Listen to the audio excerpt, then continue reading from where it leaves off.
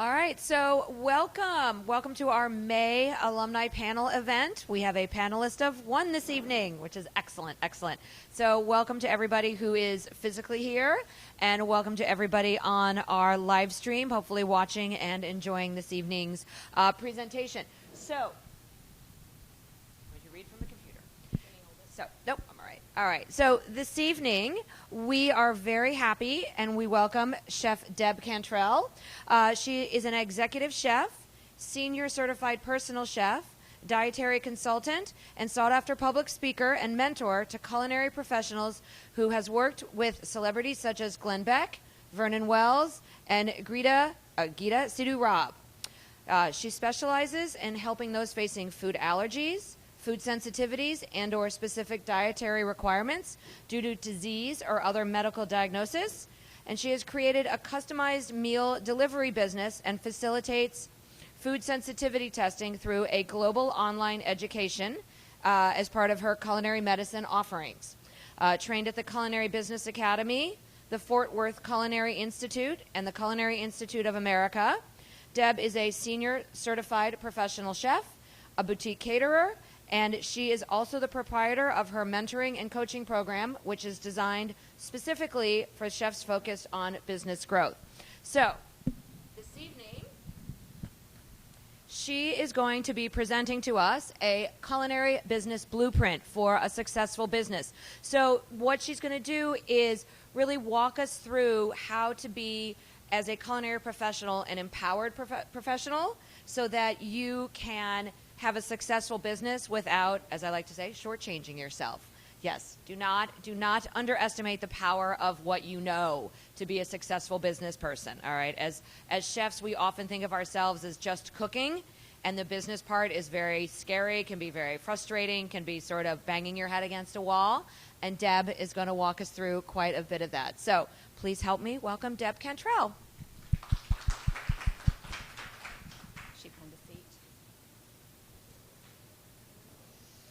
Hi, guys. Thank you so much for having me. Being from Texas, New York's a little crowded. I didn't expect to not be able to catch a cab whenever I stepped out of my hotel room. I had no idea. Not only couldn't catch one, but the other problem was that the traffic wasn't moving, so there would be no way. So this is a little different for me. I wanted to start off by telling you guys, yes, I have a Texas accent. There's nothing I can do about it. You're going to hear it, so I hope that you enjoy it. But a lot of times on some of the comments I get, she talks funny. Well, guess what? There's nothing I can do about it. There's some introductions and some people that I want you to know about. So as you guys know, we are live streaming. But I brought some very important people with me today. I have a really good friend of mine. Her name is Chef Monica, and she is sitting in the back, Monica Thomas.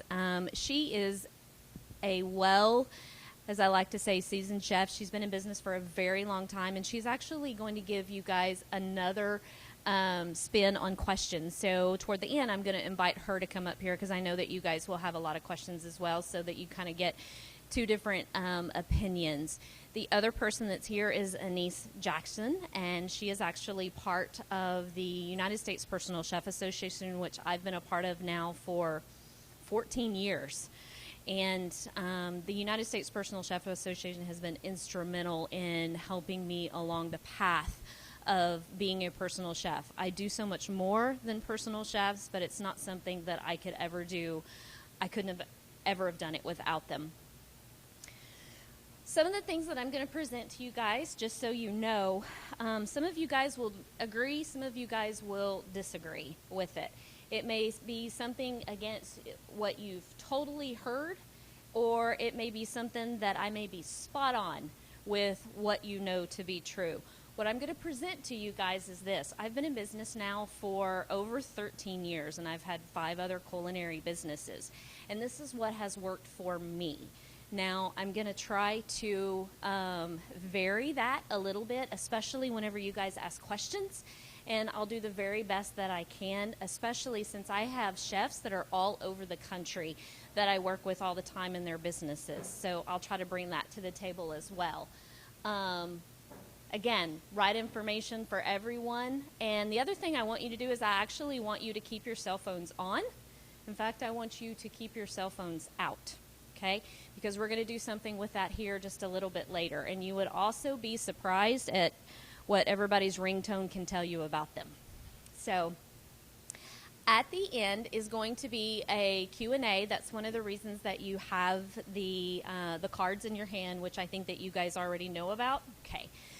So, and Barbara's going to take those up at the end, but I'm going to tell you about another Q&A as well that we're going to have a few days after this for you guys so that we can answer even more questions for you. Make sense so far? Okay. One of the things that we're going to talk about are 3 foundation business truths, 10 proven success business strategies, and your business blueprint and how to create one. I love this cartoon because, yes, that's pretty much how this whole presentation is going to go. So this is not going to be a boring presentation for you guys. Why you should care is because this is about you and this is for you. A little bit about my story, and I'm going to tell you about the picture. So I've had 4, actually I'm on my 5th, successful culinary businesses to include a restaurant. I got the restaurant out of my system. It's not something that I ever want to do again, just so you know. I've built and I've rented 7 other commercial kitchens. So there's been a lot of kitchens in my past. Currently, we cook for an average about 25 families a week. Those are our personal chef clients. So that's on average. They come and go depending on their trips and vacations and all of those other things. We have about 2 to 3 caterings a week that we do. Those caterings can be anywhere from 10 people to 600 people of all different kinds. I'll explain what Nosh is, but I recently created a line of what we call, it's not necessarily cold press, but they're whole blended fruit smoothies, raw, organic, vegan, all natural. And they can be used as a meal replacement or they can be used also as a detox. And that just hit the market a couple of weeks ago. And lastly, we also mentor chefs all over the country in 3 different levels of a coaching program. I have a staff of about 4 people that help me. I have 3 full-time chefs, a part-time dishwasher, or what I call a kitchen assistant, and then I have a full-time assistant as well. The funny thing about this picture is it's going to tell you a little bit of how I started. The very first client that I ever cooked for did the food questionnaire. I sat down with him. We were all good to go. Bachelor, great guy. His name was Matt. I'll never forget him. And after I have about a 4-page, very detailed food questionnaire that I fill out with my clients, if they're going to be a personal chef client. So that's the offering we're talking about right now. So I come back on the cook day, groceries in hand, so on and so forth, and this is when I cooked in people's homes. So since I've had commercial kitchens, we don't do that anymore. And I walk in, and this basically was what his kitchen looked like. He had decided, hi Alina, he had decided that day to take his motorcycle apart in the middle of his kitchen floor. And then he also told me, yeah, so by the way, I know when you were here that there were 4 burners on my stove and now there's just 2. And I also forgot to tell you that the dishwasher stopped working and only part of the refrigerator works. That was my very first cook day.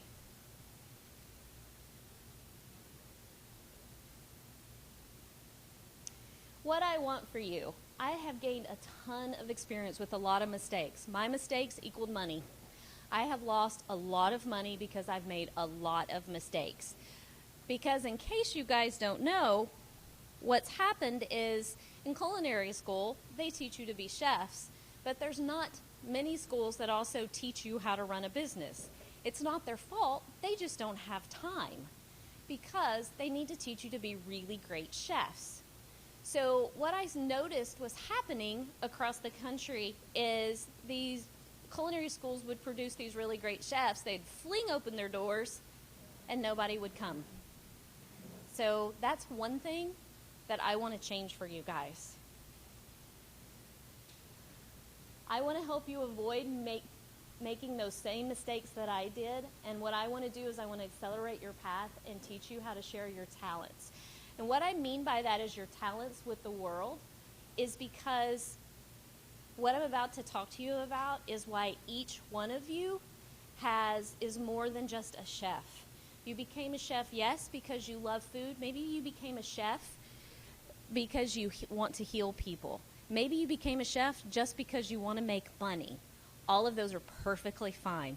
But I'm going to show you guys here in just a little bit why you can actually make money based upon your own unique skills.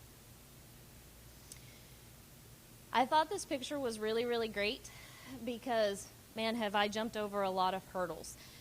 And what I want to do today in this presentation is I want to prevent you guys from jumping over those same hurdles and making those same mistakes. 3 business foundations truth. You were born by chance. You were not born by chance.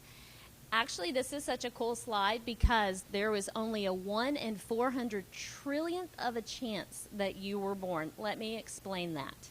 The reason I say that is because you were born at the exact time with the skill sets, the knowledge, the exact everything that the world needed at the exact time that you were born. Had you been born a year later, had you been born 10 years later, it would have been something completely different for you. Okay? Example. So I have a chef that I was working with. He was working for another chef in a commercial kitchen. He had a restaurant, and he said, I have always wanted to do a pop-up restaurant, but more so of the dinners in the fields. Do you guys know what I'm talking about? Okay. But I want to do all desserts. That's all that I want to do.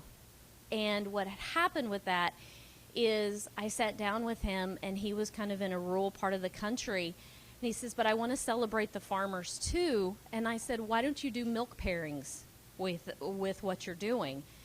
He started doing that, and what happened is the community loved that so much that now he quit working in the restaurant, and that's what he does now.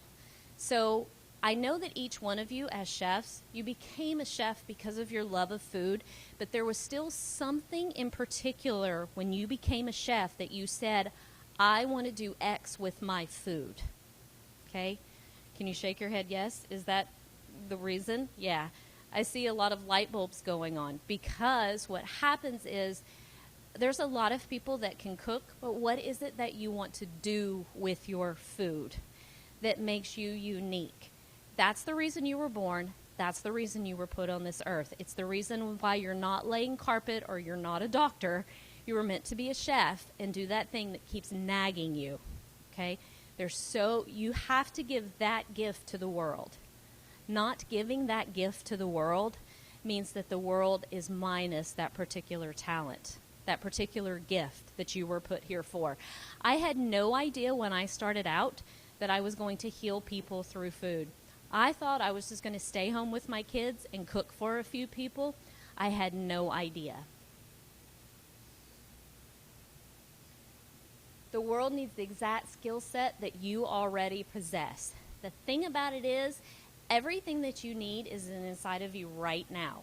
I know this is a lot of mindset stuff, and I know that this is a lot of pushing you guys out there just a little bit, but the thing about it is you've got all that you need right now, because I know what that voice is that's nagging inside of you. Being an entrepreneur is 10% skill and 90% mindset. Does anybody in here own their own business currently? Okay. Would you agree with that? Would you agree with that? Okay. Monica, would you agree with that? Okay. So you've spent all this time in school, and now I just told you that 90% of it is mindset and 10% is skill. You still had to go to school. Please don't get me wrong. But you have to look at your mindset. There had to be a definition in here somewhere. You guys knew that. Okay. Where will your mindset lead you? Anybody heard of the French Laundry? I decided that when I became a chef 13 years ago that I was going to make enough money with one client that I could afford for my husband and I to basically pay cash at the French Laundry. And I set out to do that. And it finally happened. But that is what one of my goals was. Now, I have a lot bigger goals now, which you guys will hear about. This is Chef Diana Creamer that's in one of my, that's in my Master Chef program. Diana came to me and she's like, I don't think anybody wants to buy my food. I can't charge these prices, and I don't know what to do. I just want to cook for people, but yet, what if they don't like me? What has happened with Diana is she changed her mindset. That's all she did. She doesn't cook any differently. She doesn't prepare food any differently. She decided that she was worth the prices that she was going to charge. The day that I told Diana that she was worth $125 an hour, she didn't call me for 2 weeks. But the minute she started charging it, clients came to her in droves. She does personal chef. She does catering. She also does, now what we added, she has a love for teaching people in team building environments. So what she ended up doing is we created a whole side of the business for her of cooking classes, but it's all corporate team building. She sets up Iron Chef competitions. She sets up all kinds of like chopped competitions. She sets up where she sabotages them and takes away a knife and gives them, a spoon to, cook things with. You guys have seen those shows. So what has happened with Diana now, when she went from having no clients at all, and when you talk to her, she would look like this and, would barely hold her eyes up. She's a rock star. Now, not only in her community, but now in the state that she lives in. It has just been incredible. She didn't do anything but decide that she was worth it, and she changed her mindset.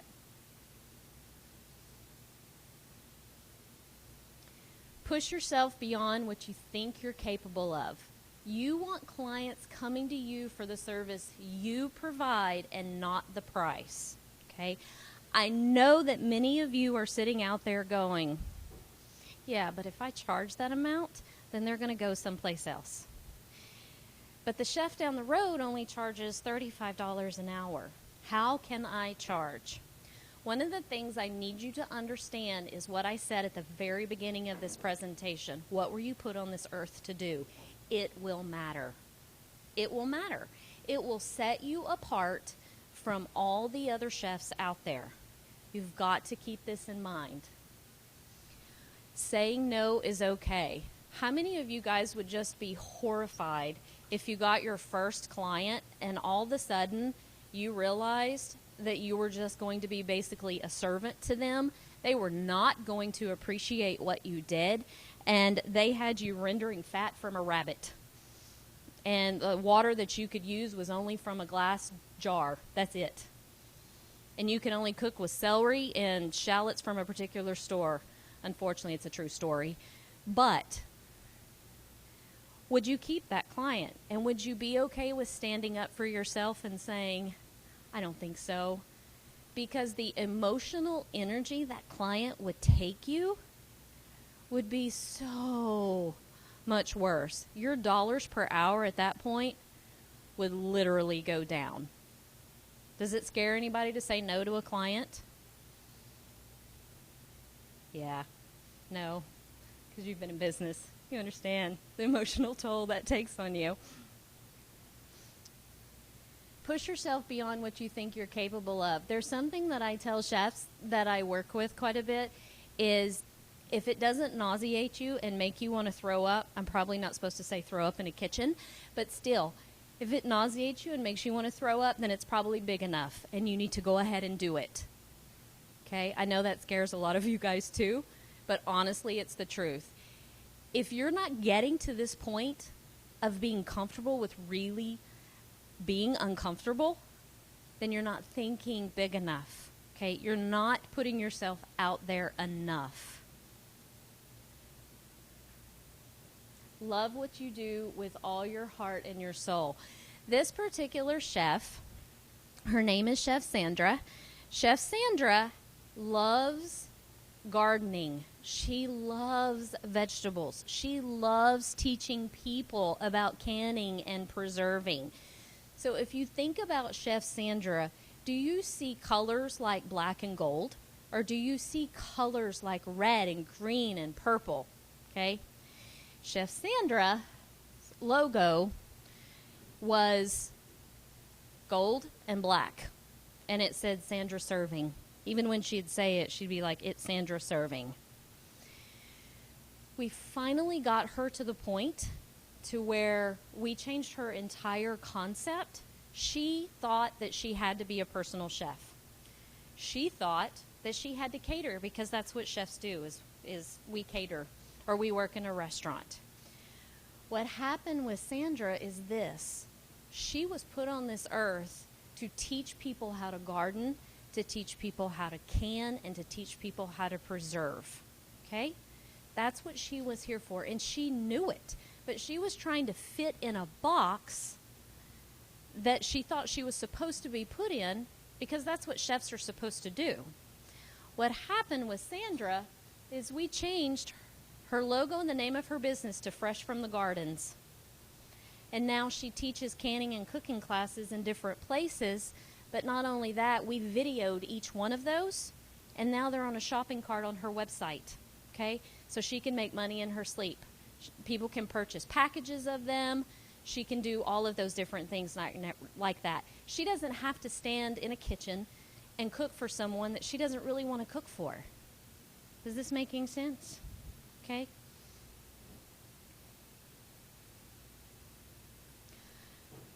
What would you do if you were not afraid? Okay? We're taking money off the table. We're taking fear off the table. What would you do as a chef or a culinarian if you were not afraid? Okay? I see the wheels turning in your head. The thing about that is, that's what you should be doing, is whatever it is that's in your head right now. The problem is that a lot of times we want to be put in a box, okay? And we think we're supposed to be doing something because we're afraid. I can promise you that if you don't do whatever that is in your head right now, eventually you're going to come back and do it. And you would have spent a whole lot of money in the process not doing it.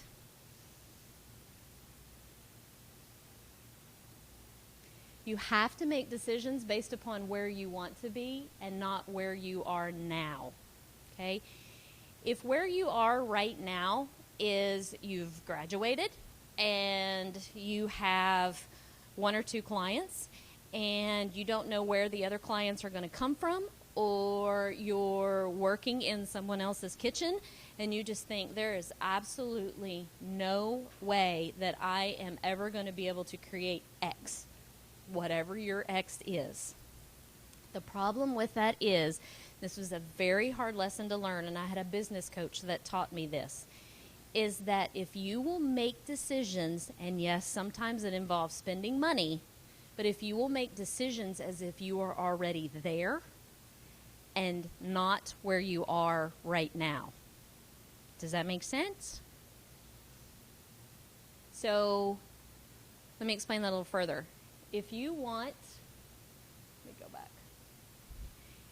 If you feel like that you work for somebody else, but the thing about it is you think that there is, and I'm going to talk to the ladies in the room, and you think there is no way that you're going to have money to manicures, pedicures, go to the spa, the hardest thing that you can ever do is spend the money for it like you have it. What I can promise you, after doing this so many times, you spend the money because you feel like that you already have it, and the money will come every single time, okay? I just made an investment in my business, and my husband is actually in the back, and I called him. I had to get up from my desk. I have an office in my kitchen that's right outside the door that my assistant is in, because I made about a $35,000 investment in my business. It's one of the biggest things that I had ever done in my business. No, I didn't have the money for it. And I got up and I had to take a walk, and I called him and I thought, what in the world have I done? Oh my gosh, this is where I want to go, but how am I going to recover from this? What I can tell you is within about 6 months, I got half of it back already, okay? Actually, most of it came back in about 3 months. But you have to put yourself out there first, because guess what? The more negativity you give to the world, it's going to give it right back at you tenfold. Does anybody understand the number one reason why businesses fail, or you fail as a chef in business? It's not that difficult. Here's why. Ready? They quit. They quit. You quit because you're tired, because you think you're out of money, because people keep telling you can't do this or it's not going to work. Most of the time when people quit, they're right about to break through. I've seen it every single time. Your mood and your mindset shifts throughout the day. I had a mentor one time that told me never quit anything after 7 o'clock at night. And he was right. It's very true. Because about 7 o'clock at night, you are fed up. And you don't understand where it's going to come from, either the tenacity or the money for the next day. But it is always different in the morning. The real definition of money, I learned this not long ago, is how much you believe in yourself.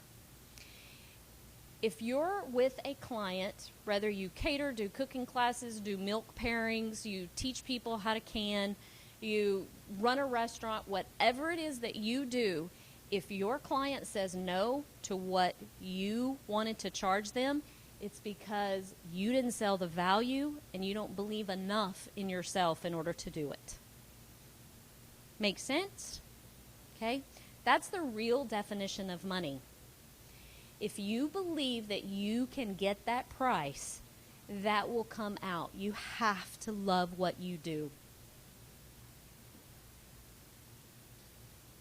At some point, you will spend more money, this is in business, than you're comfortable with, and you're probably going to lose more money than you were comfortable with while growing your business. But here's the deal about losing money. It's actually not a mistake. Yes, it hurts your pocketbook for just a little bit, but the thing is there's always something better that comes as a result of that. I made a whole lot of mistakes building my first commercial kitchen, but you can bet my second one was awesome because it saved me money and I didn't make the mistakes again. And I realized I didn't need all the fancy stuff. Do you know what you really need to cook? You need knives, you need a sink, you need a flat surface, and you need a stove and an oven. It's really all you need to cook.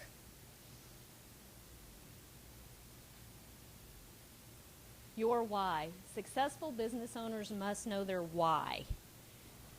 Why? Why do you do what you do? People are going to buy your why. Why you do what you do. Okay? I'm going to explain that a little bit further. What is your why? I'm going to talk to you about what my why is. They will buy your why, not what you do. And here's something else. Here's one of the first things that I'm going to tell you that's completely controversial. You guys ready? And you guys are a room full of chefs. No one cares about your food. Did you know that? They don't. What they care about, yes, it has to taste good. Please don't get me wrong. Yes, it has to be beautiful. What they care about is what your food does for them. What need does your food fill? Okay? It's more than just hunger, okay? Did you help them heal through food? Did you entertain them through food? Okay? Did you allow that family to come around the dinner table again? Did you allow a bride to have the most amazing experience of her life? Okay? What did your food do for them? I'm going to tell you a little bit about my why. This young man I worked with when he was about 4 years old. The doctors had told his parents that he was not going to be able to tie his shoes. He was not going to be able to walk in a straight line. He probably wouldn't have many friends.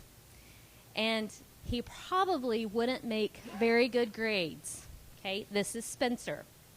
So I thought, no, that's not good enough. We're going to figure out why this is. Doctors, medication. Finally, we said, never mind. We're going to fix this through food. We did food sensitivity testing on Spencer.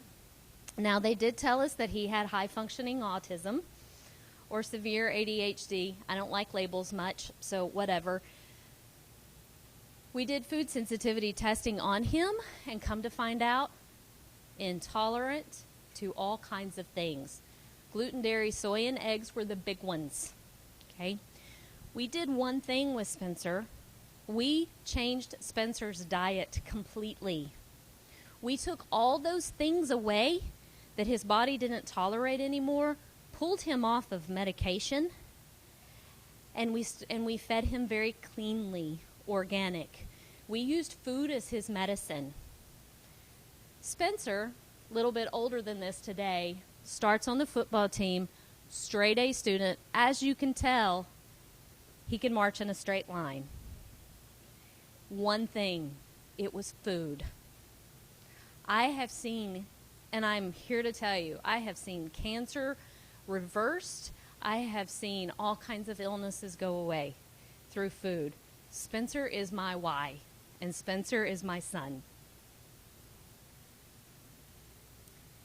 10 proven success strategies. One of the things I want to tell you, too, is he is one of the reasons I'm so successful. I carry him with me everywhere. My clients know that I can fix them because I have living proof. I've done it time and time again for 13 years. And I tell them Spencer's story quite a bit because it gives them hope, is what it does. Top 10 proven strategies.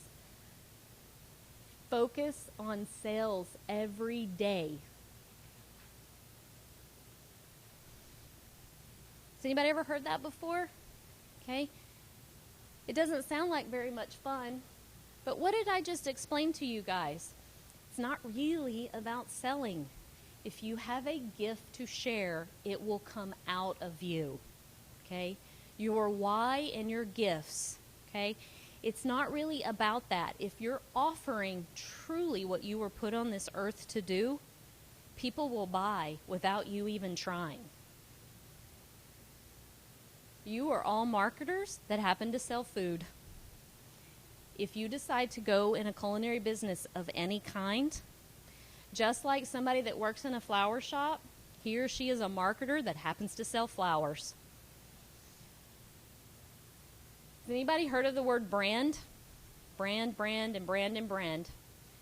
It took me 13 years to learn a lesson about branding, and branding is everything. Branding, a simple definition, is what people remember about you and what you did when you are no longer here. Okay? I happen to heal people through food. That is what I'm known for. Okay? The other thing I'm known for in the chef community is helping chefs grow their business and realize their goals. But my bigger one is healing people through food. That's what I'm about. Some chefs, I have another chef, she will be known for entertaining people through food. The name of her business is It's Just Food. That's what she wants to do. She wants to teach people about the joys of food and coming together. One of the things about branding is if I were to hold up a little turquoise box with a white bow on it, okay, what do you guys think would be inside of it? Tiffany. That's branding. It doesn't even have to have anything on the box. But if that box were pink, but on the inside it was a Tiffany ring, that would piss you off a little bit. It would. Okay? Same thing with you guys. We're actually working on kind of a brand refresh with what I do. And I realized that once I made all my stuff congruent, that it made a huge difference in my business. People actually saw uniformity from the Facebook images that I use to the headshot that I use to the colors that I use. Branding is very, very important.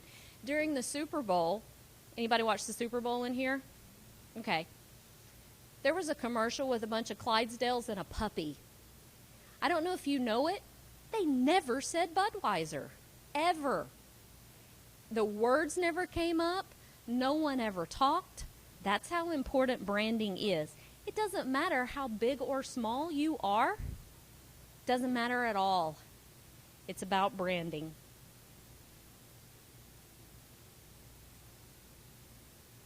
Know your numbers. This cartoon says it's been a rough quarter, but to improve customer satisfaction, we're sending out a pair of these rose-colored glasses with each financial statement.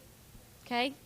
I had rose-colored glasses on for a very long time until I realized, man, I'm bringing in a lot of money, but I'm certainly not keeping a lot of money. And I didn't realize that until I looked at my financial statement.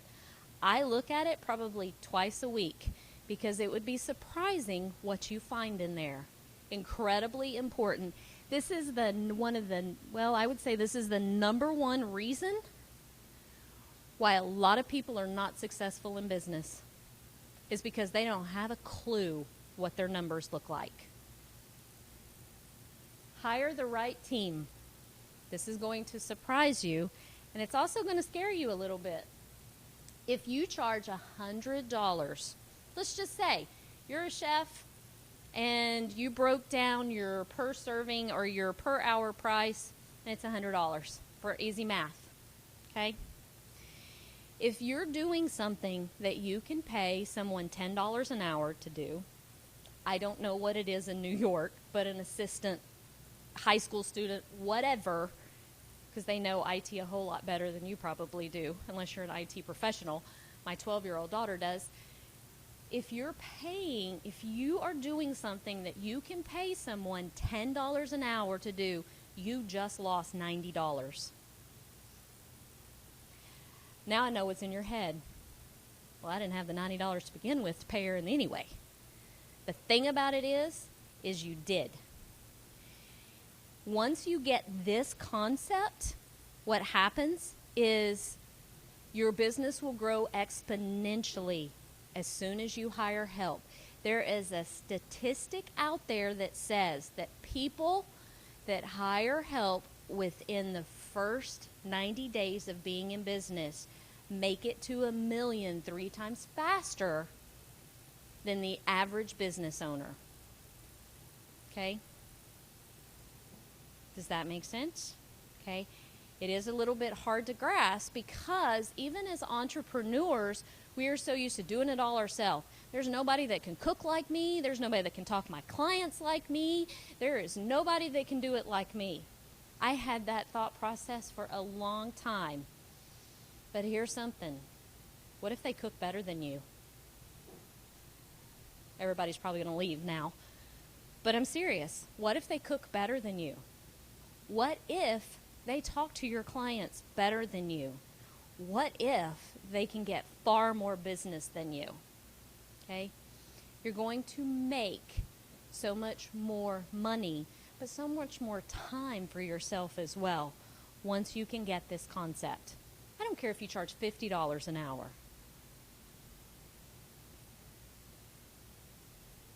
Focus on what works and get rid of what does not work. I was told after I graduated that I am supposed to own a restaurant, I am supposed to cater, and I am supposed to offer cooking classes because that's what I was told in school, and that is also what everybody asked me to do. I am here to tell you I hate cooking classes. I do not want to teach anybody how to chop an onion.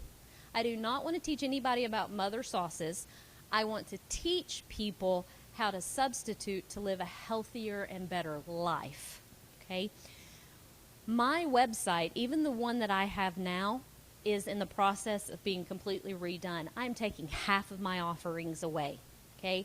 I had a business coach that had me put down every single offering that I have out, or all the offerings that I wanted to do.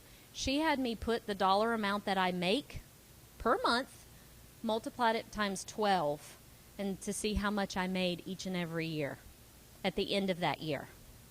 I looked at that and went, oh my gosh. But people ask me for it all the time. I was not making any money. It's not what I was meant to do. I went home and wiped half of my offerings off my whiteboard. I have a whiteboard in my laundry room because nobody goes in there. Imagine that. So focus on what works. If you will focus on a few distinct offerings, you will not be pulled in that many directions, because what will happen is people will be very clear about what you offer, okay? I tell some of my chefs sometimes that you know that you're on target with what you offer and your message is clear if your mom can explain to you what you do. Isn't that scary?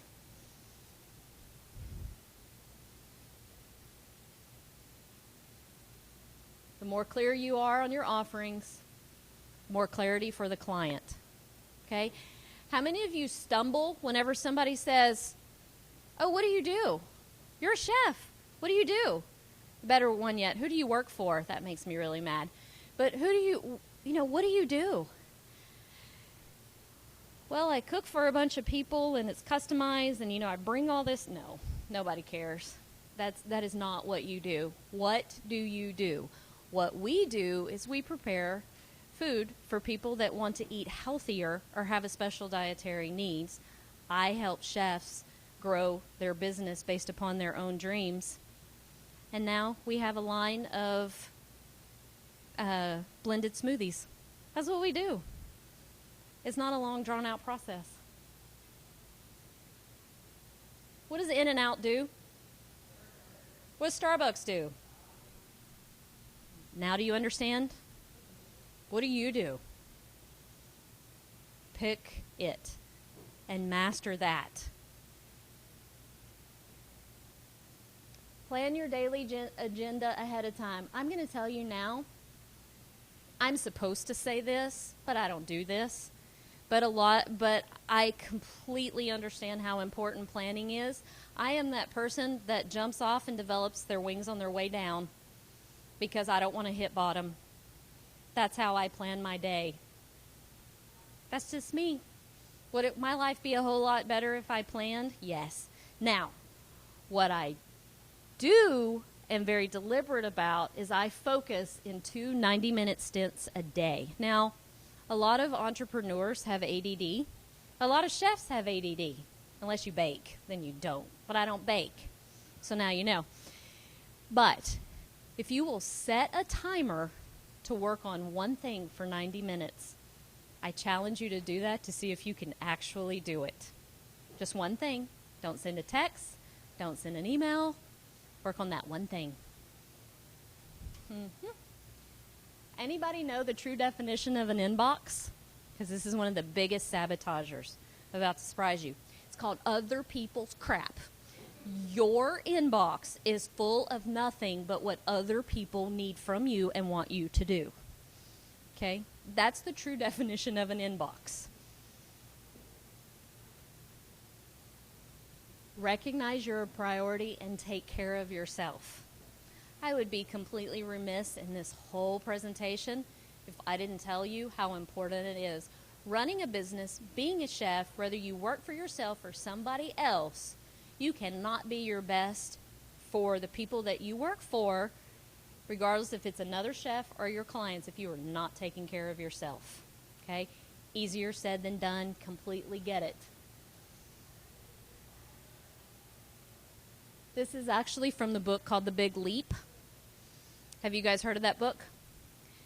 The Big Leap is really worth reading. It will tell you a lot of why you're so scared to move forward with your dreams. It will get into your family. It won't tell you that you're screwed up, but it will tell you exactly why you're scared to take the big leap. The thing about it is you have to push your limits. I talked to you earlier about being really scared.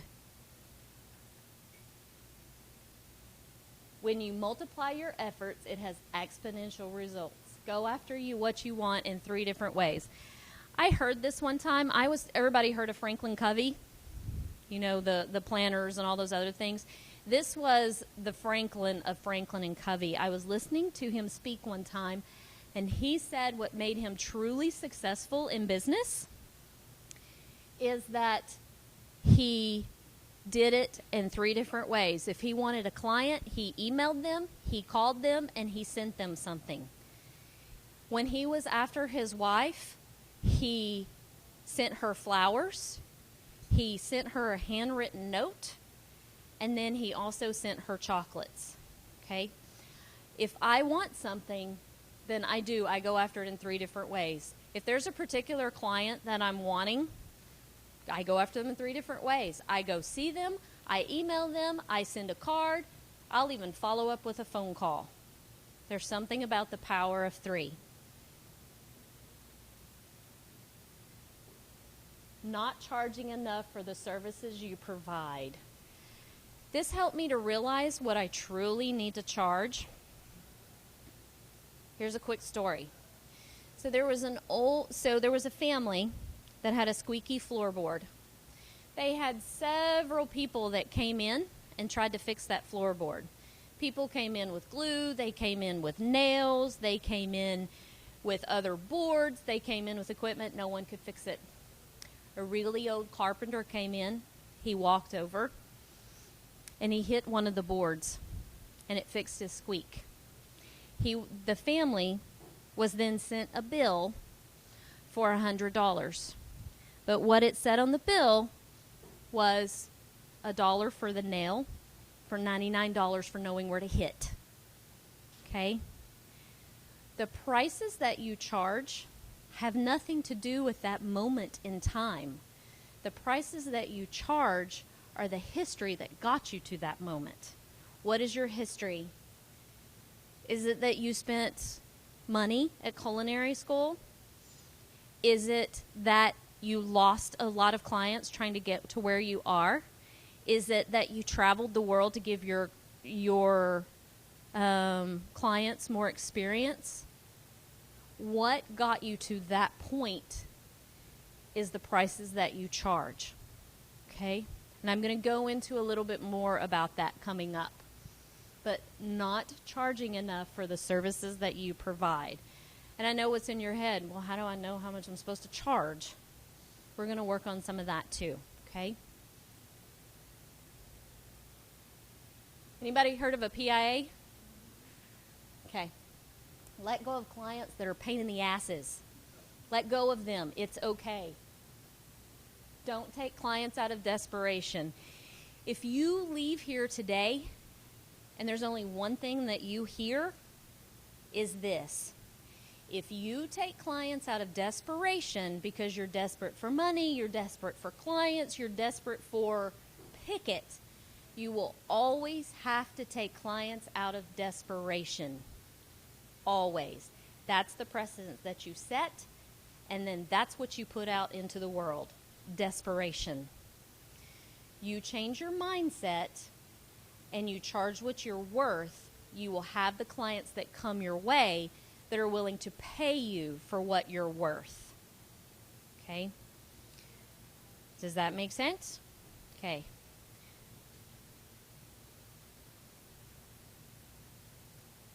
If you undervalue yourself, so will your clients. People perceive value based upon what they pay. Now, a lot of times these particular presentations, I won't give them for free. I'll charge like $25, but I'll give it back to you at the door. Okay? What happens if you're sitting in front of a client and you go, okay, I'm going to do this, I'm going to do this, I'm going to do this. Hi, that's going to be $125 an hour. I'm going to do this, and then I'm going to do that.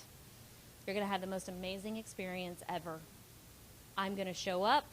This is what my staff is going to do. And all of a sudden, you see the flat face. Oh, that's just too much money.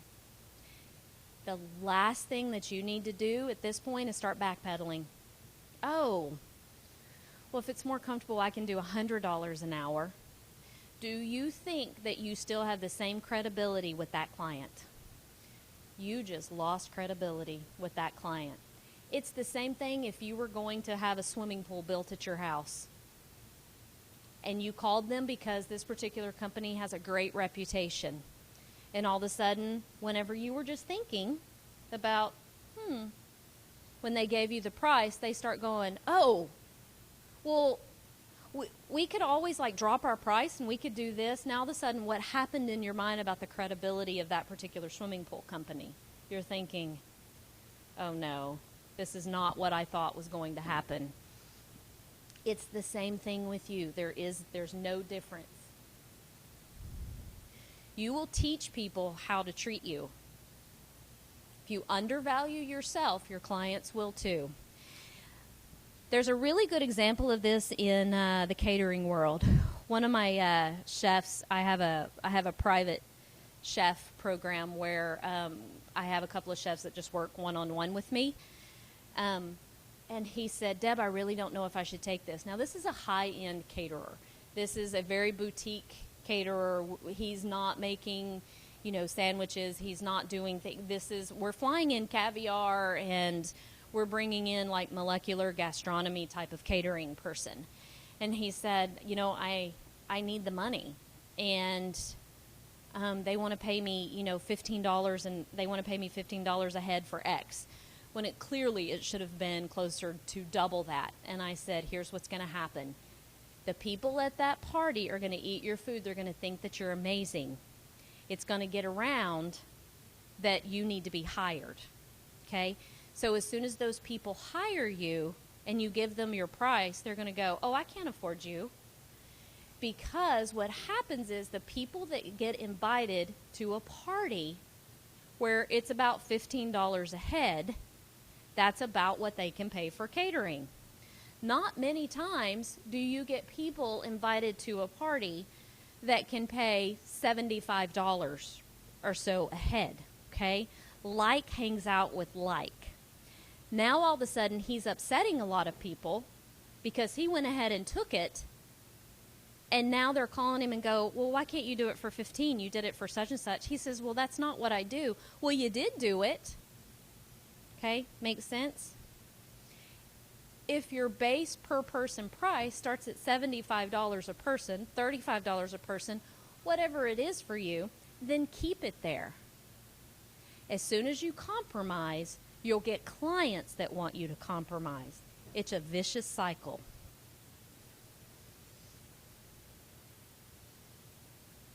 If you think you're really not ready, then go work in the industry first. Okay? I have chefs that come to me all the time. Can I hang out with you for a week? Pay me, not pay me, whatever. We work that out. Okay? If you're truly uncomfortable, find the person that you want to have a business like. Believe it or not, they should share. And if they don't share, guess what? Their business isn't going to be that great anyway. Okay? Share. As chefs, you're supposed to share. Share your knowledge. Find someone that will say yes and go get that experience first. Okay? I love this drawing. You know what this drawing is? It's called the path to success. Accept momentary failures as part of the process.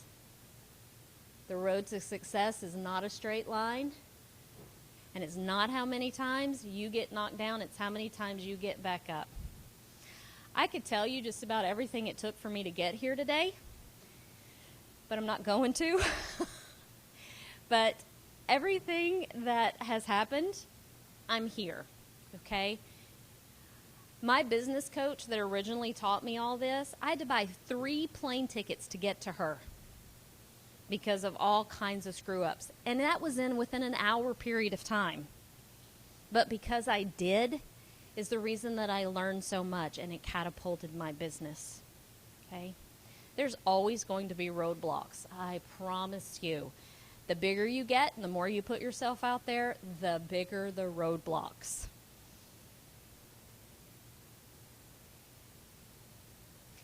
This is one of my chef friends. His name is Otto. Yes, that's his real hair. He shows up everywhere like that. He's great. Envision abundance even when you are low. Let me explain that to you. Let me clip all these up here. And here's one of those things that may be a little far out there for some of you guys, but I'm here to tell you it works. There was one time in my business that I do not know what happened, okay? Well, I kind of know. I hired the wrong chef. I lost 75% of my clients, 75% of my income. And I had to find out why.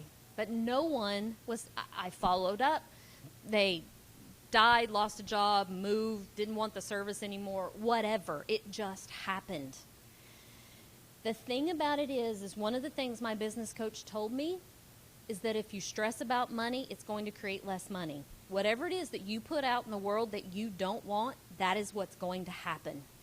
I promise you. I did one thing to change my business around. I was marketing. I was doing everything they tell you to do. I sat very quietly in a botanical garden and I cried for 2 hours. I cried. Because I had people to pay. I had kids to feed. I had a business. I had a reputation. And I remembered her words. And she said, one of the things you need to do is you need to repeat over and over again what you want. And I thought, there is no way this is going to work, but I got nothing to lose at this point. I wrote everywhere that I could possibly can on sticky notes. And I put, I have consistent, happy, and abundant clients. I have consistent, happy, and abundant clients. Consistent, happy, and abundant clients. Within 3 weeks, I had 3 times the amount of clients back that I originally had before I lost everyone. It sounds crazy. I promise you it works. I had a good friend of mine. See where it says, I just get checks in the mail? She repeated that to herself over and over again, and she started sending me pictures of random checks that she got in the mail. Yeah. So, I've been afraid to try that because my other one works so well, but maybe it'll work for you. That has all to do with mindset. Okay? If you stress about money, guess what? You're going to always stress about money.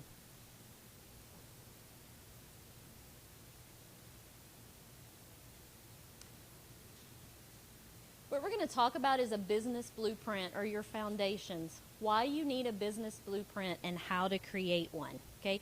We've been talking quite a bit about mindset and different things that you can do in your business. Okay. What I created for you guys as part of this presentation is actually something called the Business Success Toolkit. Okay? You can download this for free. So remember your smartphones I told you about? Keep your phones out. If you'll get them out right now, I can send this to you so that you don't lose the paper, so that you can keep this stored. You're going to text the word knife. Guess why I chose knife? Everybody can spell it, or at least I hope so. To 96,000. You're going to get some prompts, so on and so forth. You guys can go through it. But what's going to happen is this is my toolkit. These are some of a lot of them are free. Things that I use, it's front and back. I'll send it to your inbox of simple things. I was telling actually Chef Monica in the back of the room, the very top one where it says Canva, that is a free program that even IT challenged people like myself can do. You can create Facebook headers, you can create newsletters, you can create all kinds of graphics, brochures, gift certificates, anything. It's free. It's called Canva. I don't spend tons of money on graphics anymore. Okay? Even people on the live stream, again, knife to 9600. This can download to them as well. Valuable toolkit.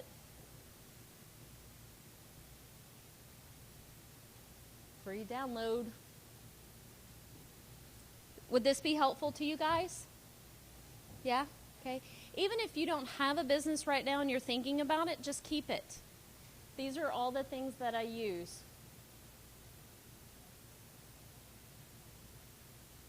Everybody get that? Okay. Your vision and your mission. We talked about your why or your core focus in your business. Okay? When you start to create a business, or even if you have a business, if you don't know what your vision and mission is, Your clients, your staff, even you are going to be all over the board about what you're about. As soon as you're very clear on that, you will absolutely gain more clients. Savor's mission is to quietly and seamlessly improve the lives of our clients with special dietary needs and health concerns through the science of culinary medicine to help them exceed their health goals and enjoy food again. This is Lori. Lori was one of my clients. Breast, brain, and liver cancer for 7 years. The doctors kept her in bed, and she basically just went from doctor's appointment to doctor's appointment. She had not been on vacation. The only time she got out of bed was to go to a doctor's appointment. Her husband was this big policeman, 6'6", huge man, never said a word to me the whole time. Bring food in, we would talk about supplements, we would talk about her snacks, her nutrition, all kinds of things. Within a month, she was able to cut her chemo in half, and the doctors asked her what she'd been doing. She told them, and the doctor said, no, that's not it. Can't be. A month later, I walked into the house with a bunch of food. Her husband comes running at me. I'm scared to death at this point. I mean, gun holstered, everything, policeman. He picks me up and he swings me around and he said, you gave me my life back. We're going on vacation again. Okay? Do your service and your products that you offer support your vision and mission? Think about it. What is your why? Why were you put here? Why did you go to culinary school? Is what you're offering or even want to offer, does that support your original vision and mission? How do you know what services and products you should offer? What I'm going to tell you this is you kind of know. You really do know. Okay? If it doesn't sound like you want to teach people to cook, then don't. If it doesn't sound like you want to work in a restaurant, then don't. But if you truly know you're supposed to be feeding people in some capacity, then that's what you should do. Just like Elena, I'm going to call on you. I'm sorry. So Chef Elena is in the room. Chef Elena is one of my programs. She's in the Master Chef program. And Elena didn't really want to be a personal chef. She knew she didn't want to work in a restaurant. Elena loves teaching children through cooking classes, but she also really loves food therapy. And Elena forever thought, I'm supposed to be a personal chef. I'm going to be a personal chef. I can do this. I'm going to be a personal chef. Okay, well, let's be a personal chef. And I said, but Elena, I don't really think you should be a personal chef. I think you should really do something with food and kids.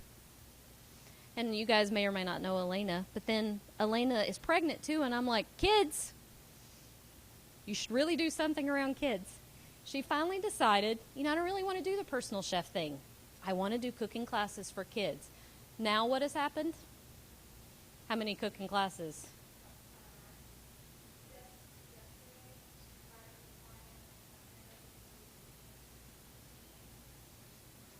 Yeah, she said things are coming out of the woodwork.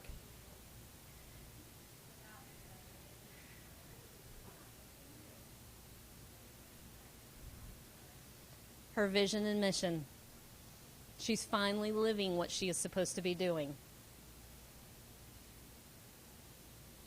What works and does not work for chefs? Offline versus online. Okay? What I'm going to tell you about that particular thing, because that's what a lot of people want to know, is what works and doesn't work for chefs. Well, it really depends on what offering that you have. Okay? If you own a restaurant, that's going to be a little bit different than if you own your own business where you do personal chef or you do catering. Okay? That's a very broad question, but it really depends upon what you do as a chef. I'm going to tell you the number one thing that works as a chef, and here it is. Put your chef coat on and get out into the community and tell people that you are a chef and you have a business. Don't sit behind your computer. Don't write copy. Don't be on social media. I didn't say those things were not important. But if no one truly knows you, who you are, and what you provide, They're not going to buy from you. People buy from you because they know, like, and trust you, not because you're sitting behind a computer, okay? How many times have you guys been to restaurants and the chef actually came out? How'd you like the food? How do we make this experience better for you? You want to go back to that restaurant for the mere fact is he or she gave a damn. Clients want to know that. So what works and doesn't work for chefs? We're going to go through some offline and online marketing. What I'm going to tell you is what's worked for me. And like I said, I've had just about everything in the culinary field in the world, and I'll tell you what worked for me. I will tell you is some of these things are kind of regional too, and I'll try to explain that as well. Again, it's all about branding though. What is your message clear before you ever start to market? Are you clear? Is your mom clear? Oh, I didn't fix the picture. Gosh, dang it. Okay, sorry guys. But marketing offline, brochures have kind of gone by the wayside. Now what happens is people have a one sheet. People are so bombarded with information. They have Facebook, they have blogs, they have this, they have that. No one wants to read long brochures anymore. If you have one sheet that you can hand somebody, and you can do this in Canva, and you make it more picture-driven than word-driven, people love it. There's no need to explain with a lot of words. Explain with pictures. That's supposed to say existing customer testimonials. I'm going to go over that in a little bit more detail. Promotional products. I hand every one of my new clients a pot holder, a really nice pot holder. I don't cheap out on pot holders, with my logo on it. All of my clients get one because eventually at some point, even if you do a TV dinner of some kind, you're going to have to use a pot holder at some point. Okay?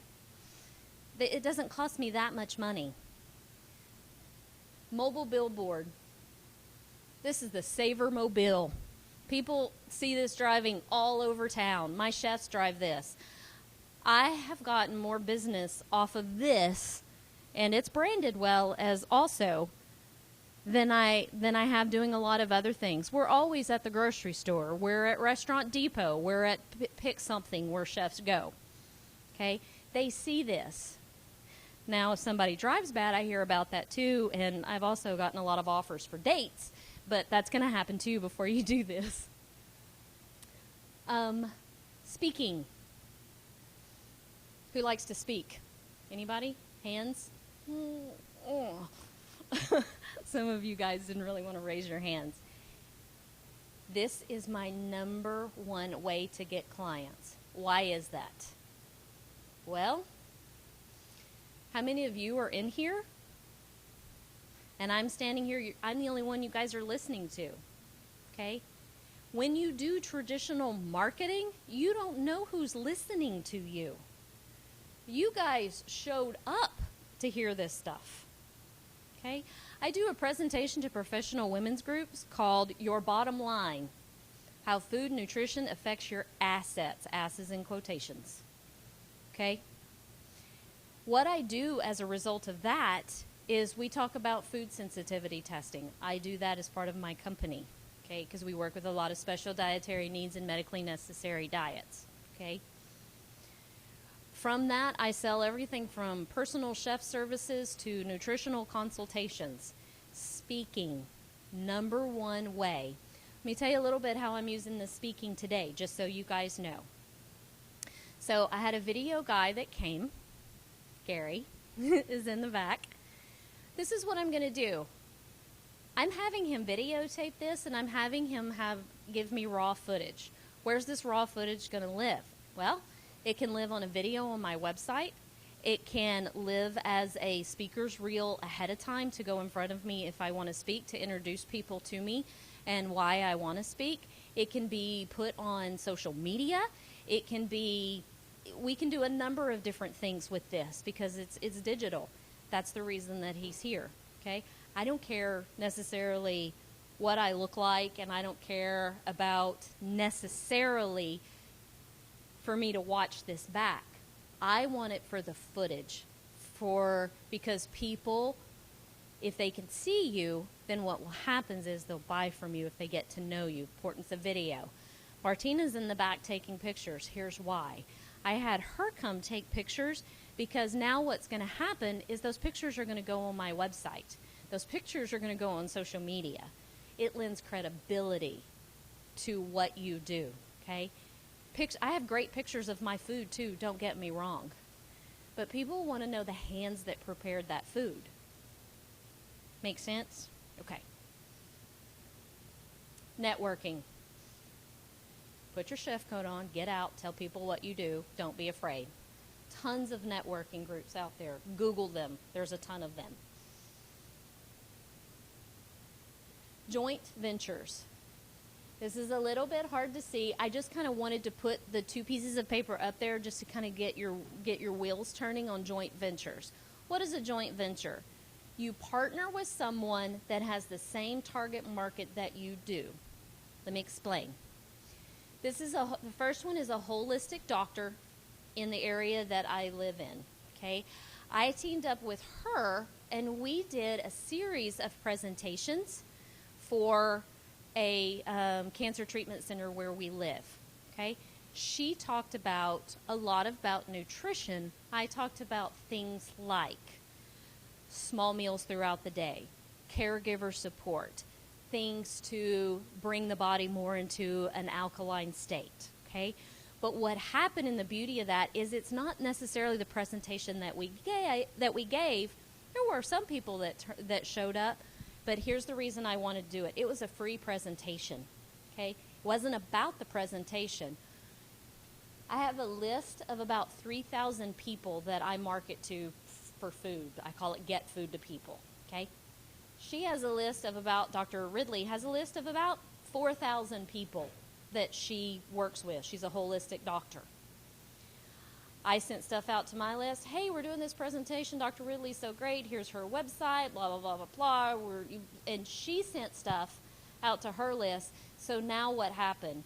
I took my list of 3,000, added her list of 4,000 people, and now 7,000 people knew about me and what I did. It wasn't really about the presentation at all.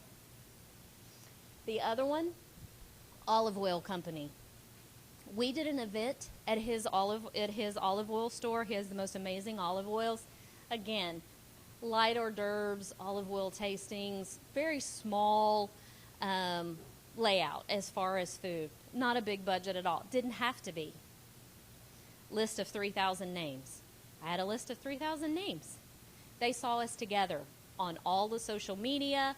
We posted about it before. We posted about it afterwards. We sent it to each other's lists. And now I just grew again by that exponential amount. Okay? Wine stores, great for this too. Okay? Own a restaurant, work for a restaurant, own your own business, want to own your own business, doesn't matter. Whoever your market is, joint venture with people that have the same market. Okay? One of the things we were talking about with Elena on some joint ventures that she could do is homeschool groups and moms groups and food therapy people, high-end daycare centers, things like that. Again, people that serve about the same population that you do. Business cards. Everybody knows about business cards. These just happen to be my new ones. Here's the deal about your business cards. Don't design them yourself. Why would you? You're a chef.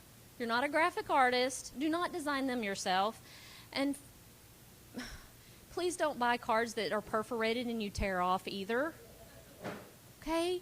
You guys laugh, but I'm serious. Here's the deal. The clients that you serve are typically higher end clients. Okay? They're more affluent. Okay? Or whatever market that you serve. The other thing about that is it's how you represent yourself, okay? So if you serve high-end clients, give them a high-end business card. Make your marketing material look like something that they would have done, because they buy from people that are like them. Okay? Same goes for your website. Do not do your website yourself. If you have to invest in one thing in your business, invest in your website. I know you think you're great at your website, and unless you were a website designer and developer ahead of time, do not do your own website. Pay for it, make it look like your ideal client would have built the same kind or hired the same person or paid that amount of money. Okay? There is a disconnect when you offer a high-end service and then you did your website in GoDaddy. I can promise you they're not looking at it and going, well, I don't think they did their own website. I promise you they're looking at it and going, they did their own website. The power of the handwritten letter or thank you card. Again, bombarded digitally now. If you got a handwritten letter in the mail, would you open it? Somebody took the time. We send handwritten letters. I went on Vistaprint.com, slapped my logo on a card that folded, where we can write whatever we want to write on it. 100 of them cost me, there's that Texas accent, 100. 100 of them cost me $20 or something. It was nothing. We send those out as thank yous all the time. Thank you for your business. Thank you for meeting with me. Thank you for referring that client to me. You took that extra step. I'm going to raise my hand and tell you I don't write them. My assistant writes them and signs my name, but still, just so you guys know. The original social media device is the telephone. Pick it up and call your clients. I have a client. Okay, you're not supposed to have favorite clients. I'm going to tell you that now. So they're not really my favorite client, but anyways, she's in the hospital. I called. I said, how's Alice doing? Okay. Do you know how many people that I have? Clients, vendors, people to manage. But that's going to make a big difference. Number one, I just wanted to do it. But it makes a big difference. How'd your doctor's appointment go today? Word of mouth. It's free. It's cheap. It takes you no time. How many times have you had a service? Let's call it you found the best doctor in the whole world. Okay? Dentist for your kid, whatever, pick something. You left there and you wanted to tell all your friends. You have to stop going to your doctor. This is the best doctor in the world. He or she's going to X, whatever that is. It's the same thing with you.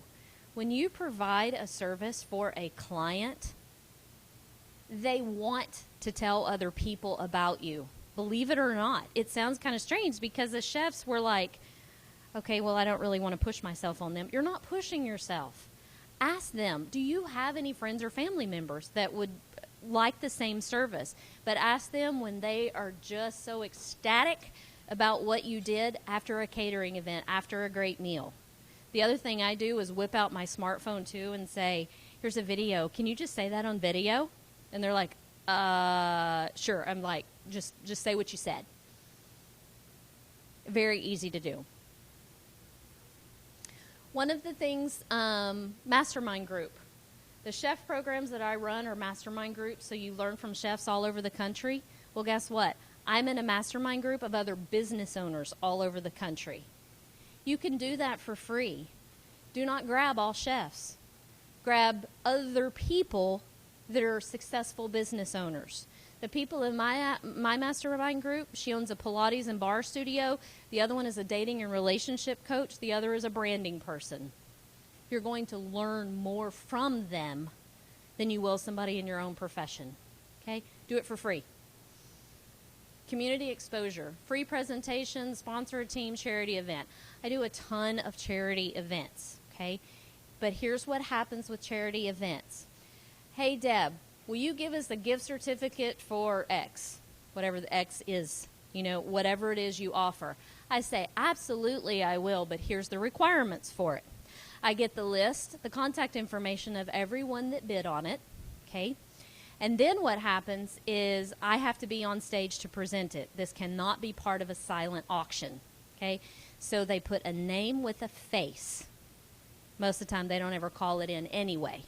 So not only do I have people in my target market, because I don't give those things away unless ahead of time I know my exact target market's going to be there. Okay, makes sense. This is actually a 65 Roses event to raise money for cystic fibrosis. The plates started at about $750 a plate. Pretty well know that everybody in the room was my target market. Okay, but I was on stage presenting what I was doing. Your website. We covered your website a little bit. I'm here to tell you, if you're going to be in business, yes, you need a website. You just do. That's the number one place people are going to go. A website. You need a website. Okay? And a good website. Blogs are very, very big right now. I'm not going to go into detail about all of these things. If you have a blog on your website, Google loves it. And one of the number one things people are searching for right now is on your blog. Okay? Google a lot of times will put your blog before they will your website because the content changes all the time. E-zines and newsletters, social media, videos. The other thing, you have a video on your site. You use video in social media. You use video in anything digital, and Google will automatically send people your way. It does not have to be a professional video. You whip out your iPhone and tell people who you are, what you do, great client, I'm here, I want to teach you X. People will respond to that. They don't care that it's not professionally done because then you become normal to them. People like to find themselves in you. A lot of these things that we've been talking about is digital marketing. So anything that gets done from an IT related on the computer that you physically don't hand somebody, they physically don't see you, this is all digital marketing. Okay? Digital marketing now is becoming bigger than what I call old school marketing. I could go into sales funnels and all kinds of other stuff with you. There are whole companies that are making millions of dollars now for doing nothing but setting up digital marketing for businesses and sales funnels. Sales conversion, time to close the sale. If they know, like, and love you, you're in their house, you're in their business, you're in whatever, you're not asking for the sale, I'm finding out. You've done all the work, so why not then say, are you ready? I'll be here on on such and such date. The price is this. I can't wait to get you started. Any questions you have? That is the number one thing that I have learned in business. I never assume they are not my client. If they call me or email me, send a contact request through my website, I talk to them from the word one. So when we start cooking for you, and the date that we're going to deliver is, your invoice will come on, the chef will arrive at, I never ask them, so are you ready to get started? Ever. I just don't. What's the one or two things that when you do it consistently, you will get more clients? Well, if you haven't been in business, you don't know that. But what happens is you're so bombarded in the world of business with, you should do this and you should try that and then you should do this and then how about that? The thing about it is, what works for you as an individual chef, business owner, is not going to work the same for somebody else. Okay? Drill down to the one or two things that really, truly work for you and forget about the rest. Find your channels through those one or two things. For me and for my clients, it's speaking, it's my website, and it's referrals. So I put my time and money into those three things.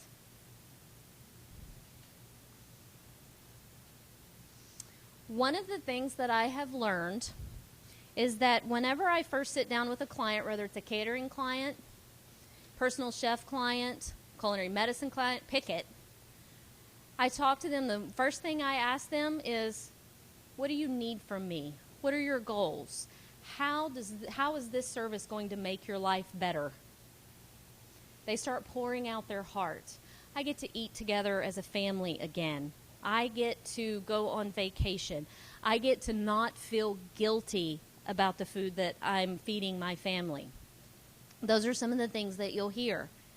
So then at the end of the conversation, when I say, it's this much money, we'll show up on such and such date, if they say, oh, well, but that's a lot of money, that's this, I say, I always take it back to their pain point, okay?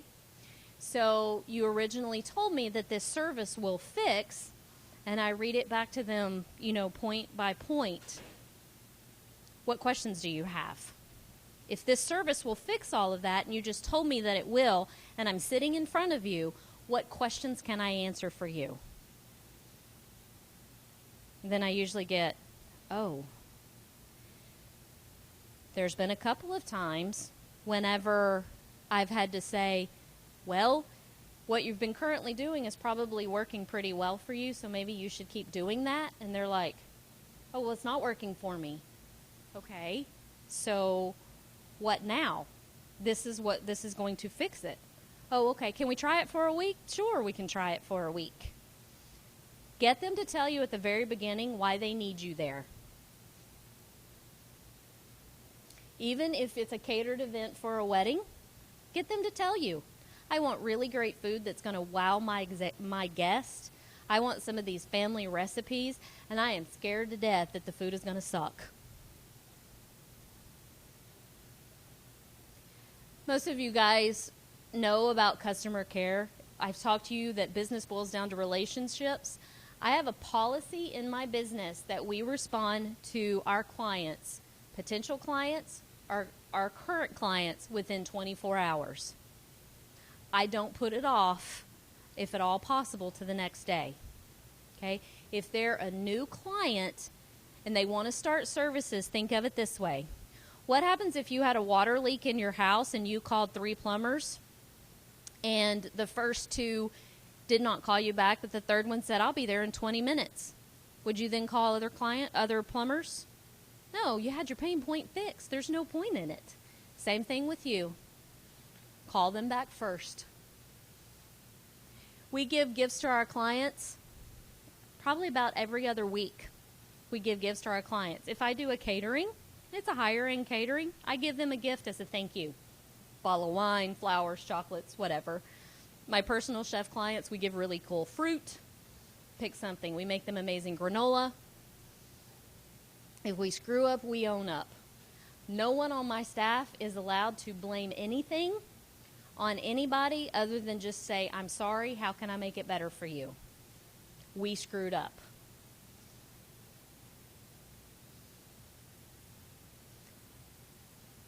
Keeping a client takes less money than getting a new one.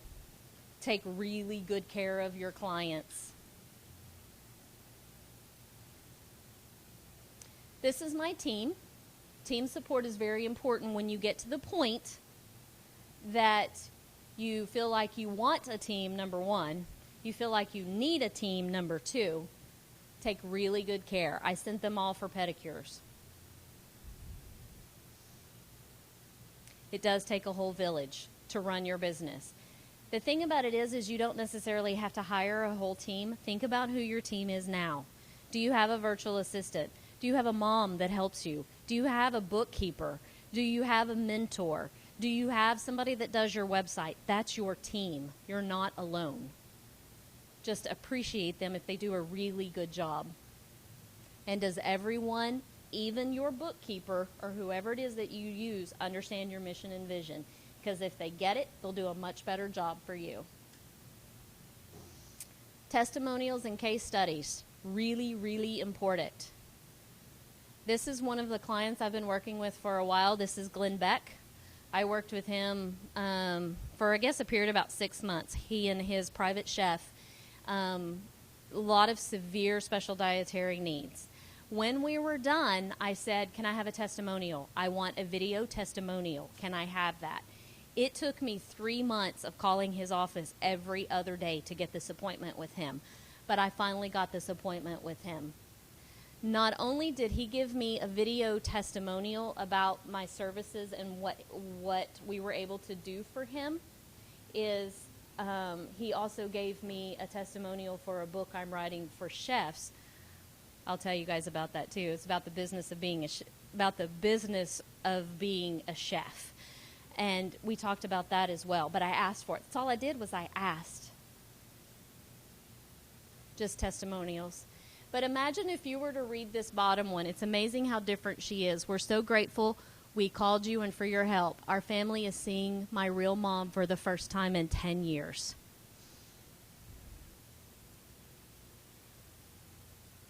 We talked about referrals. They're free. You have to give them to get them. Ask your clients to refer you. Staying top of mind with your clients. Retention, again, so much less expensive to keep a current client. And here's a really cool idea for you guys that are in business or going into business and you serve kind of a private clientele. One of the things that we do is to upsell to our current clients. So in summer, we offer grill packs to them. So regular personal chef service. So how would you feel about grill pack? Marinated meat, vegetables, kebabs. We marinate it. We leave it in their refrigerator or their freezer. For them, they pull it out whenever they want it. It's an extra maybe $75 to $100 chef fee, but you're not cooking a thing. You're prepping a lot of stuff. Okay? A lot of people will not cut up fruit. Think about when you buy a pineapple and it sits there and you're like, okay? A lot of people will not cut up fruit. So in summer, we sell a lot of just cut up fruit services. Buy a bunch of organic fruit. We cut it up for them, and it's in their refrigerator. Soups during the winter. Let me make a big thing of soup for you on top of your regular service. Salads are great for that too, especially for the moms. Snacks for the kids. And let me leave a couple of breakfasts for you a week. Okay? When you cater, and we do this as well for those of you guys that cater, and if it's for an individual, not necessarily a company. So since you just had this big catering event this weekend, you're really probably not going to feel like doing much tomorrow. How about lunch? How about dinner? You're already in their kitchen anyway. It's just an extra X fee, whatever you choose that is. Answer's always no unless you ask. We talked about constantly worrying about money only brings less money. If you need to make money, you're always going to need to make more money. And you know what? Here's the thing too. What time is it? 8 o'clock. Okay, I'll finish up. Bigger isn't always better. If you want to stay small, be small and do it really well. Quality of life. I was able to go on a field trip with my daughter last week. The world will take away as much as you're willing to give away. Yes, this is what my guardian angel looks like, in case you guys are wondering. Does anybody know what the law of Goya is? Here's the deal. None of this matters unless you do this. Get off your ass and do something. None of this stuff matters. You have to do something about it. Okay. We're nearing the end. We've talked a lot about mindset, what you were put on the earth to do. I recognize that you guys have even more tactical questions other than just mindset work. Don't you love that little guy with the spatulas all over the place? As you guys can tell, I've done a lot of this work for you. So I know you guys still have questions about how do you charge? How do I find clients? When do I need to hire staff? How do I market? What do I even want to do with my life as a chef? The thing is these answers are really easy and they're all readily available. A lot of chefs feel alone. A lot of chefs feel confused, especially about running their own business. So, and a lot of chefs at these presentations always ask me, so how do I put all of this stuff together? What you guys have on your chairs And for people at the live stream, you can actually go to the savorchef.com, the eChef Club. The eChef Club is a $49 a month investment. You are welcome to cancel at any time. Okay? What this is you get tips to your inbox every day. You get help from chefs all over the country, live Q&As about the business of being a chef. Okay? Private Facebook group. Again, $49 a month. It answers all of these questions as well. You get the experience of chefs all over the country. All of the calls are recorded as well. If this is something that you guys are interested in, all you have to do is flip that paper over, enter your credit card information and your contact information, okay, and I will get you started in this program. The cool thing about this is, and I typically don't offer this, but for you guys, what comes with it if you sign up today is a 1-hour strategy session, one-on-one, and all we do is talk about your goals in business and how to really give you a blueprint map for that. Okay, one of the things I need you guys to know is in about 2 days, there's going to be a Q&A, a live Q&A on Instant Teleseminar with chefs all over the country. Okay, I want to invite you guys to that. It's free, again, and it's live. But the only way that I can invite you guys to it and give you guys the information is if you text the word knife to 9600. That goes for the people in the live stream as well. So a lot of times questions come up as a result of these presentations. Afterwards, you start thinking and you still have more questions, and all those questions will be answered on that call as well. So do you guys want to pass the card so I can answer a few questions?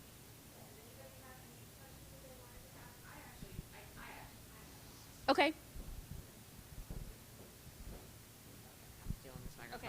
Okay, so since a lot of people are starting out in this business, they graduate from school, they really want to do this, they've done their internship, they have a little experience, and you talked earlier about not putting up with pain in the ass clients. Mm-hmm. So the question that I have is that when you're starting out, is it, and you may say no, but is it the sort of thing where it's like you set yourself a time limit that even if a client, they say, maybe sign a 6-month contract with a client or a 3-month contract with a client, and you say, even if this person drives me bananas, I'm going to get this experience, then I'll put it behind me, and I'll be able to move forward. Like, is that an okay business sort of thing to think about? Okay. So number one thing as far as contracts, I don't use contracts anymore. I stopped using them a long time ago because that scared people off, and here's the deal. If they don't want me to cook for them anymore, I don't want to cook for them. So I don't use contracts. They're welcome to come and go however they want to. Now, I'm going to tell you again that if you need the money, you're always going to need the money. If you're taking that client and they are keeping you up at night and you are taking them because you're desperate and you need the money, that's what you're setting yourself up for. You just are, okay? Because the amount of hours that you're going to have to work for that particular client is going to far outweigh if you had your ideal client. And here's what's going to happen. As soon as you take that particular client, your ideal client is going to pop up in about 2 days, and they're going to need the exact spot that pain-in-the-ass client wanted from you. Happens every time. It just does. So, any other questions? All right, so thank you guys. You know, we have, if you text knife to, and you said 9600, but it's 96,000. So if you text knife to 96,000, if you have any questions that pop up in your head and you want to ask Deb, she said she's doing the Q&A in 2 days. In 2 days. It'll actually be this coming Friday, Central Time at 1 o'clock. So however that converts. 2 o'clock. 2 o'clock, okay, yes. 2 o'clock for you guys, wherever you guys on the live stream. Yes. No, is that wrong?